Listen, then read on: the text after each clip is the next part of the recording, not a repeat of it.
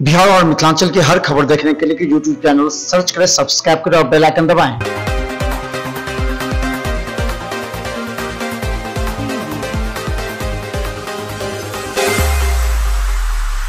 Mithila news में आपका स्वागत है। मैं हूं मनोज और बता दें कि दरभंगा अगर शांत है तो उसके पीछे कई तथ्य होते हैं, जिसकी बारीकी से सभी थाना प्रभारी और जिसके नेतृत्वकर्ता दरभंगा एसएसपी बाबूराम जी हैं, वो लगातार हर थाना पर अपनी निगरानी रख रहे हैं। और खासकर बता दें, शराब माफियाओं को लेकर के एक बड़ा कार्य उन्होंने प्रारंभ किया था। उन्होंने कहा था कि हर चौकीदार और थानेदार की जो है वो चौकीदार की पूरी विस्तृत ब्यौरा रिपोर्ट करेंगे।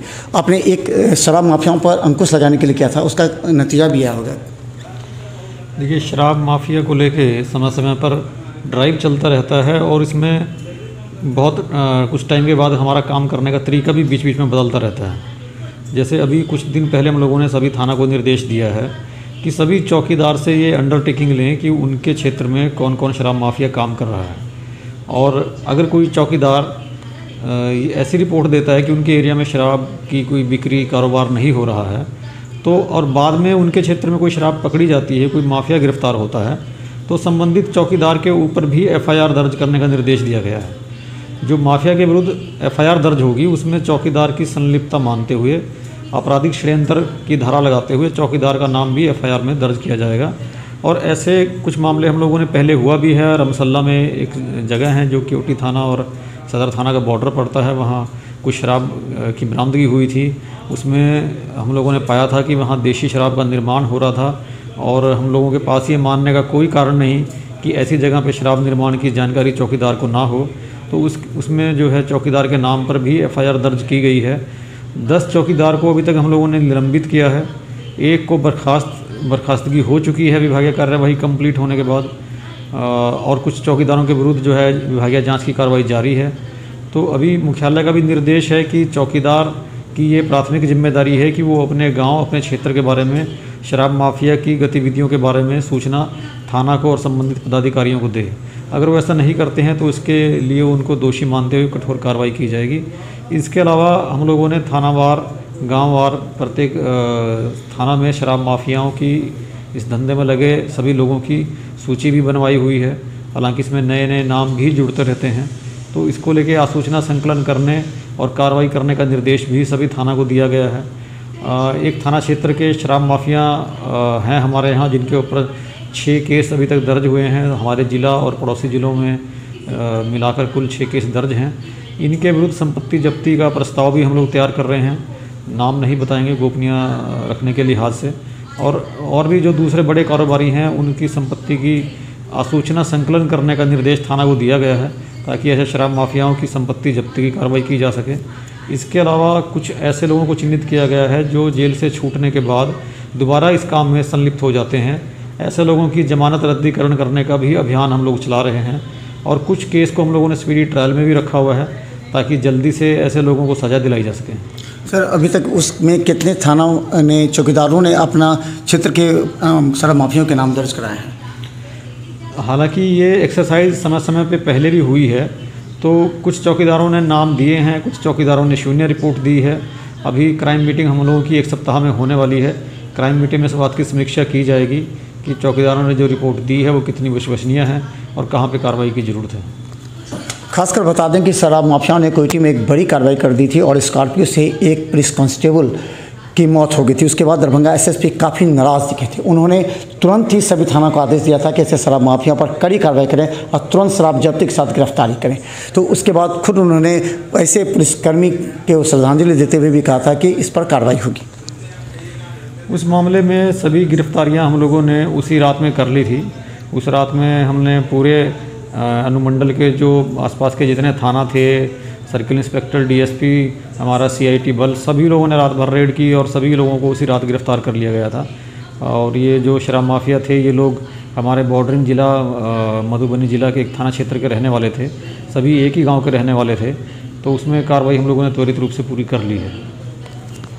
और खासकर बता दें कि कई ऐसे कार्य हैं जो जनता के लिए होते हैं, भले जनता को परोक्ष रूप से मालूम नहीं होती है, लेकिन अंदर ही अंदर कार्य किए जाते हैं। जैसे अभी पुलिस बलों की संख्या भी कई क्षेत्रों में बढ़ाई गई। यातायात को जाम की समस्या एक प्रमुख थी, जिसमें यातायात के लिए पुलिस बलों की भी संख्या बढ़ाई गई। डीएसपी खुद 2 घंटे मॉनिटरिंग कर रहे हैं जो क्षेत्र में जो अतिक्रमण हटाने के लिए। ये दरभंगा शहर में जाम की समस्या को देखते हुए हम लोगों ने काफ़ी एक्सरसाइज की है। जाम के पॉइंट्स को चिन्हित किया गया है, उसके कारण भी चिन्हित किए गए हैं कि जाम लगने का कारण क्या है। कुछ जगह पे चौक चौराहा या टेम्पो स्टैंड, बस स्टैंड होने की वजह से जाम लगता है, कहीं पे अतिक्रमण की वजह से जाम लगता है, रेलवे गुमटी के आसपास में जाम लगने की जो और सब्जी मंडी के कारण कहीं जाम लगता है। तो इन सब में जो लॉन्ग टर्म इनका समाधान है उसके लिए भी हम लोगों ने पत्राचार संबंधित विभाग से किया है। और इसके अलावा त्वरित राहत के लिए हम लोगों ने सभी थाना से 2 से 3 पुलिसकर्मी और 8 से 10 की संख्या में सिपाही सभी थाना से इकट्ठे करके जगह जगह पे तैनात किए हैं, जिससे काफ़ी फ़र्क पड़ा है। और शहर के जो सभी एसएचओ हैं उन सबको निर्देश दिया गया है कि सुबह में 1 घंटा सभी एसएचओ स्वयं टाउन में निकलेंगे और अपने अपने एरिया में जहाँ भी अतिक्रमण, अवैध पार्किंग पाई जाएगी उसके विरुद्ध कठोर कार्रवाई करेंगे। इसके साथ ही एक जो मुख्य समस्या ये भी है कि जो कांडों को अनुसंधान को लेकर के कई बार ये बात कि कांडों के अनुसंधान में लगातार आप अपराध की समीक्षा बैठक में आप सीधा कहते हैं कि जल्दी कार्रवाई हो। इस बीच में भी दरभंगा परिषद के आईजी ने तीनों जिलों के एसपी के साथ भी बैठक कर कहा था। कांडों के अनुसंधान हम लोगों की प्राथमिकता में रहता है, मुख्यालय स्तर से भी इसकी लगातार समीक्षा होती रहती है। अभी हम लोगों ने ये टारगेट अपने लिए सेट किया है कि हमारे यहाँ 2018 तक के जितने भी केस हैं वो 30 सितंबर तक उसका हम लोगों को निष्पादन करना है। देखने में आ रहा है कि 15-15 साल तक का भी कोई केस पेंडिंग है, 20 साल का भी कोई केस पेंडिंग है। तो उन सब केस को हम लोगों ने टारगेट लिस्ट में रखा है और उसमें जो अनुसंधान के बिंदु बाकी हैं उन पर त्वरित रूप से कार्रवाई की जा रही है। और हम लोगों को पूरी उम्मीद है कि अगले 2 महीने के अंदर अंदर, 2.5 महीने के अंदर इस सब कांड को हम लोग अनुसंधान इनका समाप्त कर लेंगे। और फिर हमारे पास जो केस रहेंगे वो प्रेजेंट के केस रह जाएंगे जो ज़्यादा पुराने नहीं होंगे, जिनमें अपेक्षाकृत अनुसंधान में उतनी दिक्कत नहीं होती है। पुराने केस में होता है कि आईओ कहीं बदल के चले गए हैं, अभी कांड का अभिलेख नहीं मिल रहा है, तो उस पर हम लोग अभी अभियान चलाए हुए हैं। और इसके अलावा जो भी केस प्रेजेंट में लूट, डकैती, मर्डर, रेप, पॉक्सो एक्ट, शराब के संबंधित कांड, इस तरह के गंभीर शीर्ष वाले जो कांड दर्ज होते हैं उन पे ज़्यादा फोकस रहता है कि उनमें समय से गिरफ्तारी हो।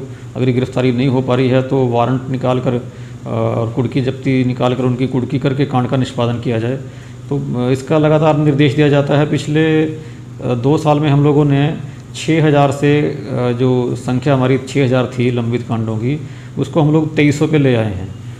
और हम लोगों का ये लक्ष्य है कि अगले 2 महीना में इसको हम लोग 2000 के अंदर ले आएंगे, जो कि हमारा बहुत ही एक कंफर्टेबल लेवल होगा, जिससे कि हम क्वालिटी अनुसंधान इंश्योर कर पाएंगे। और खासकर पुलिस को हाईटेक करने के लिए और आईटी सेल को मजबूत करने के लिए और भवन निर्माण के लिए, कई पुलिस थाने ऐसे हैं जिसका भवन नहीं है और वहाँ बारिश का पानी भी लग जाता है कुछ स्थान से कई से, तो आईटी सेल और एडवांस टेक्नोलॉजी को लेकर के किस तरह का निर्देश है? देखिए, अभी पुलिस के आधुनिकीकरण की जो कार्य हैं वो किए जा रहे हैं। सरकार के स्तर से, मुख्यालय के स्तर से भी लगातार निर्देश आते रहते हैं। लेकिन इसमें एक बड़ी बात होती है कि जहाँ थाना का अपना भवन नहीं है या किसी ओपी का अपना भवन नहीं है, तो वहाँ पे CCTNS प्रोजेक्ट को लागू करने में उनके कंप्यूटर और जो दूसरी मशीनरी है उसको इंस्टॉल करने में बहुत दिक्कतें रहती हैं। तो इसके लेकर लगातार सरकार की प्राथमिकता के हिसाब से जिला स्तर पे कोशिश जारी है कि ऐसे थानों और ओपी के लिए भूमि को जल्दी से चिन्हित किया जाए, भूमि अर्जित की जाए, ताकि उस पर भवन निर्माण का कार्य शुरू कराया जा सके। तो इसमें जिला पदाधिकारी के साथ भी हम लोग लगातार बैठक करके उनसे मदद ले रहे हैं और हम लोगों को उम्मीद है कि जो भी हमारे कुछ ओपी और थाना बचे हैं ज़मीन के लिए, वो 1 से 1.5 महीने के अंदर उन सब की ज़मीन हम लोगों को मिल जाएगी। ज़मीन ऑलरेडी आइडेंटिफाई हो चुकी है, सिर्फ प्रक्रिया अंतर्गत है, प्रक्रिया पूरी होनी है और उसके बाद उस ज़मीन पे जल्दी से भवन निर्माण का भी काम शुरू होगा। बाकी नई टेक्नोलॉजी को लेकर हम लोगों ने यहाँ जिला में साइबर सेल और टेक्निकल सेल का गठन किया हुआ है। साइबर से संबंधित जो अपराध होते हैं या फिर कुछ ऐसे नॉर्मल अपराध में अपराधी लोग आजकल की टेक्नोलॉजी का यूज़ करके खुद को बचाने की कोशिश करते हैं, तो उसके लिए हमारे 2 सेल लगातार काम करते रहते हैं और इससे हमें बहुत अच्छे रिजल्ट भी मिले हैं। अपराधियों की गिरफ्तारी में भी, कांडों के उद्भेदन में भी इससे सहायता मिली है। और सभी पुलिस पदाधिकारियों को भी लगातार हम लोग ट्रेनिंग दे रहे हैं, खासकर CCTNS की, अभी हमारा जो 1 जनवरी 2021 के बाद से जितनी भी एफआईआर हो रही हैं सभी की प्रविष्टि CCTNS में की जा रही है। एफआईआर से लेकर केस डायरी, गिरफ्तारी, छापामारी, चार्जशीट सभी कुछ को जो है डिजिटली CCTNS में एंट्री की जा रही है, जिससे वो रिकॉर्ड ऑनलाइन रियल टाइम में जुडिशरी में भी ट्रांसफ़र हो जाता है।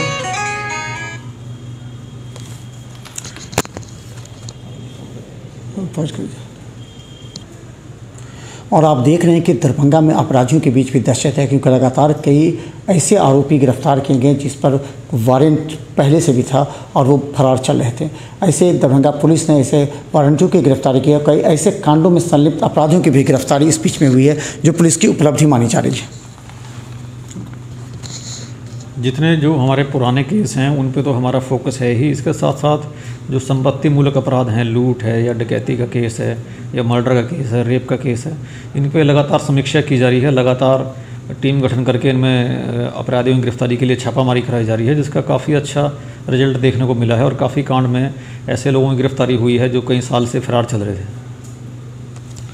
तो हम बता दें, दरभंगा में आम जनता सुरक्षित कैसे रहे, अपराधियों का मनोबल किस तरह गिरे, गुंडा पंजी में भी नाम दर्ज कई लोगों का कर करके उन लोगों की गिरफ्तारी हुई, उन लोगों पर सख्ती बरती गई। इसके बाद दरभंगा शांत है, कहीं से भी कोई बड़ी वारदात सामने नजर नहीं है, क्योंकि सभी अपने अपने तरीके से अधिकारी और थाना प्रभारी SSP के नेतृत्व में कार्य कर रहे हैं।